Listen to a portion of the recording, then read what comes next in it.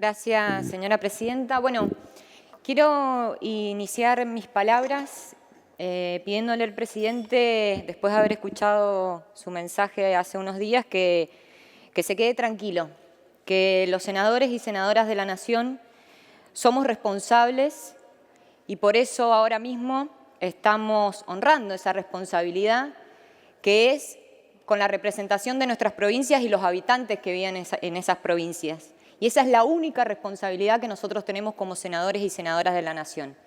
Responsabilidad que no tiene ni el señor presidente ni sus ministros aplicando políticas destructivas para el ingreso y la calidad de vida de los argentinos.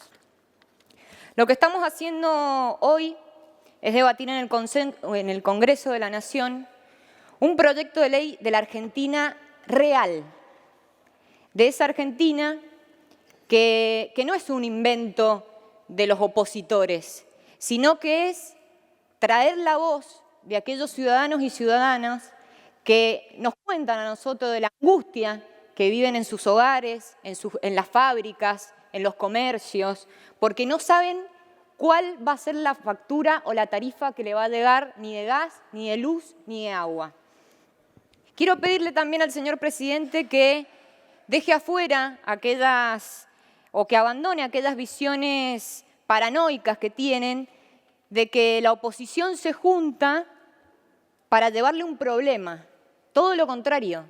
Lo que estamos haciendo acá y ahora es darle un mandato republicano para que revean su política tarifaria y energética, que consiste, y aunque no les guste mucho la palabra, en cínicamente pedirle a los argentinos que se pongan la patria al hombro cuando sus ministros ni siquiera son capaces de traer la plata que tienen en el exterior para invertirla en el país. Durante mi exposición, señora presidenta, pretendo dejar claramente establecida que la política energética del gobierno de Macri, que es llevada a cabo, ejecutada por un ministerio cartelizado como nunca antes en la historia argentina, constituye una gran estafa nacional. Esa estafa que transfiere millones y millones de pesos directamente desde el bolsillo de todos los ciudadanos a un grupo de empresarios amigos del poder. Y acá voy a decir por qué hablo de estafa. Le invito, señora presidenta, que reflexionemos sobre lo siguiente. ¿Cómo tramó el macrismo convencer a los ciudadanos, a quienes poseen fábricas, a los comerciantes, a los laburantes, que pagar energía de una forma accesible, justa, para decirlo como lo dice el vulgar de la gente, barata, era perjudicial para sus intereses y pagar tarifas que son como mínimo confiscatorias es algo maravilloso?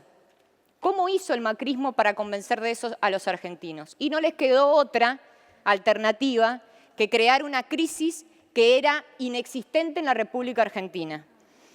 ¿A los efectos de qué? De reconvertir algo que antes era un derecho, el acceso a los servicios públicos, en algo para lo que ustedes creen que es una mercancía. ¿Todo esto para qué? Para beneficiar únicamente a los empresarios amigos del poder. Y no lo digo yo solamente. Lo mismo lo confesó el ministro Aranguren, el propio ministro Aranguren, y le pido permiso para leer textualmente sus palabras.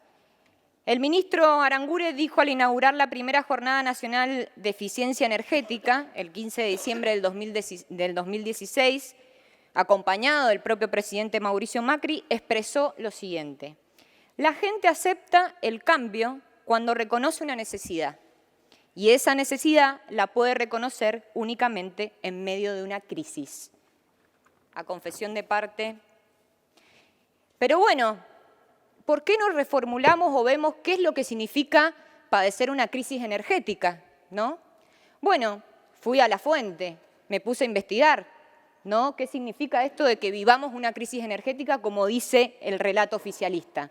Y la ONU y la Agencia Internacional de Energía, que es una agencia que nuclea a especialistas además de los 5 continentes, nos dice que la crisis nada tiene que ver con los cortes de luz, con los volúmenes de importación, con la balanza comercial energética, que hemos escuchado mucho hablar de eso acá, sin ningún número, y mucho menos con las inversiones de subsidios y una energía barata. Pero ¿qué dice la ONU? La ONU sí tiene que ver la crisis energética, ¿cuándo? Cuando los precios de la energía se disparan y la población no puede pagarlos, o cuando se destina más de un 10% de sus ingresos para pagarlos, cuando las industrias y la economía se ven afectadas por los precios de las tarifas y por lo tanto tienen que cerrar o despedir empleados, cuando el acceso a los servicios públicos disminuye, dice la ONU, o cuando la sociedad se ve obligada a precarizar el consumo energético. Por ejemplo, cuando tiene que pasar de la red de gas a la garrafa, cuando tiene que pasar del gas a la leña o al agua caliente, cuando en vez de prender el aire acondicionado pasa a prender los ventiladores. No sé si les suena, pero todo esto nos ha pasado desde que gobierna Mauricio Macri en la Argentina. Pero esta construcción de esta estafa tarifaria, de la estafa nacional, no comenzó con el gobierno de Macri.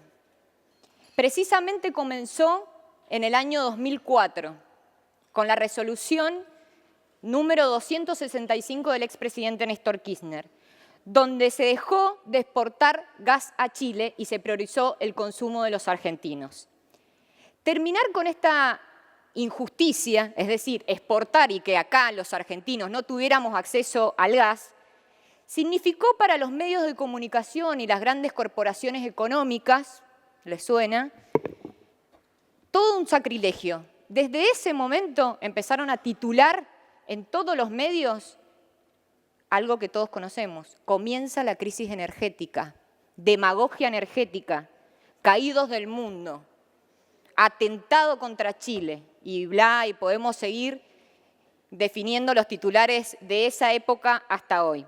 Cuando la realidad la realidad de lo que sucedía con la medida 265, que después voy a hablar de lo que pasó con esa medida en la provincia de Mendoza, teníamos por primera vez desde 1955 un presidente de la Nación, el presidente Néstor Kirchner, que negaba dilapidar nuestras riquezas, que son de las provincias, y restituirlas al pueblo de la Nación que había sido históricamente privada de ellas. Claramente, el macrismo lo que nos propone como, si se puede denominar, política energética, es un regreso a las políticas energéticas que habían antes del 2003. Le hace las políticas de exportación, las políticas que se instauraron desde 1992 hasta el 2003. Y no lo digo yo, el CEO-ministro Aranguren el otro día anunció que ahora vamos a exportar gas a Chile. Y vemos cómo el exministro Cavallo y los exsecretarios de Energía de aquella época opinan e influyen con sus opiniones en el gobierno de Macri. Entonces me cabe preguntar, bueno, ¿cuáles son los números para hablar de que antes del 2015 existía crisis energética? ¿No? Porque acá yo escuché al oficialismo y de datos no se habló nada, solo eslogans y palabras bonitas de poner primero la patria antes que los nombres. Entonces yo le propongo que hagamos un doble análisis. Primero, que hagamos un análisis de los datos oficiales, de sus datos, de los datos del gobierno. Y segundo, que lo hagamos con el eje del relato oficialista, es decir, que hablemos de los cortes de luz, de la escasez de generación de la década pasada, que hablemos de los subsidios, que hablemos de importación, que hablemos del acceso de los servicios públicos de los ciudadanos y que hablemos también de si ese acceso acompañó el crecimiento de la población. Y acá me permito, si me permite, señora presidenta, leer los datos para que quede claramente en la versión taquigráfica. En materia de energía eléctrica, comparando del 2003 al 2014, comparándolo con la década que va del 89 al 2002, a esas políticas que ustedes nos invitan a volver, el consumo eléctrico per cápita en la República Argentina fue un 45% superior. Entre el 2004 y 2015, la generación de energía eléctrica acumulada fue de un 60% superior a la de 1992 y 2003 inclusive. Y acá le traje los datos para que todos puedan ver. Estos datos surgen de CAMESA.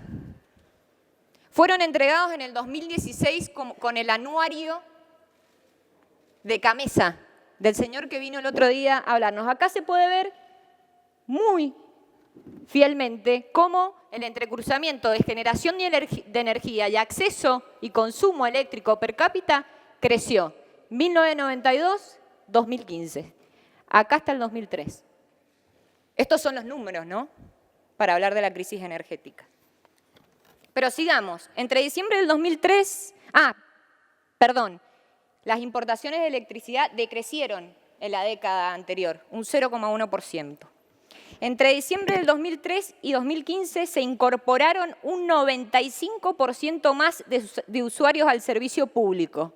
Es decir, casi se duplicó a los argentinos que no tenían acceso a luz y ahora la tienen.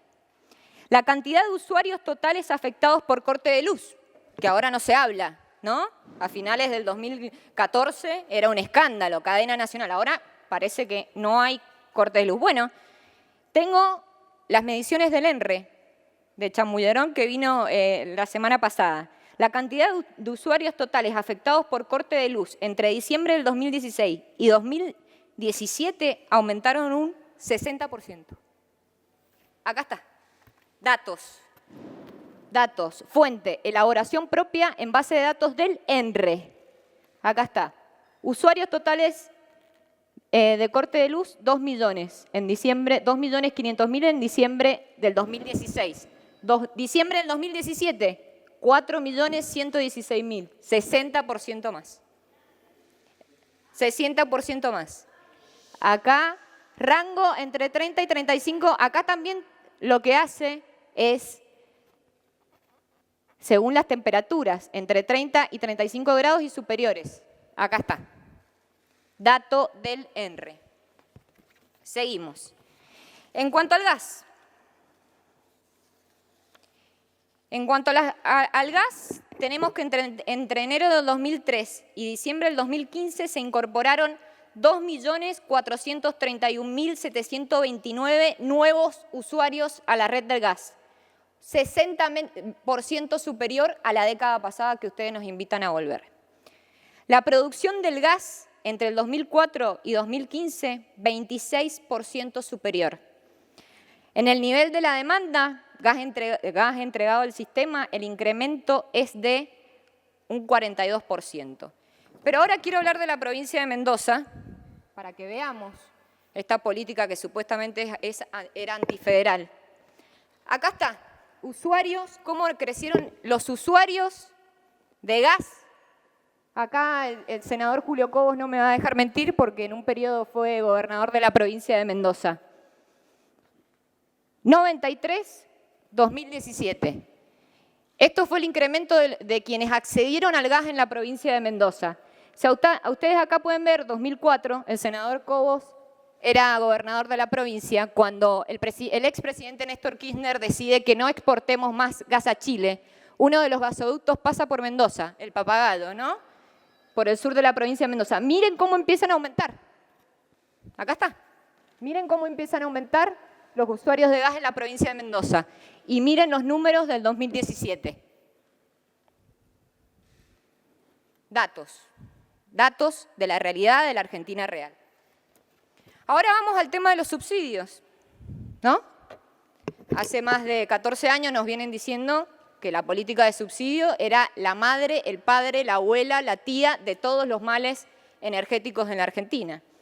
Bueno, fuentes del FMI, que no lo pueden tildar de kirchnerista al FMI, ¿no? Fuentes del FMI han echado por tierra el eslogan del oficialismo diciendo esto, que los subsidios a las tarifas eran el padre y la madre de todos los males. Argentina destinaba en el año 2015 $413 per cápita para subsidiar la energía, un 35% por debajo del nivel mundial, por debajo de Chile, tanto que nos gusta equiparar, de Estados Unidos, de China, de Canadá, ¿no? Puedo seguir, Israel, Bélgica, Alemania.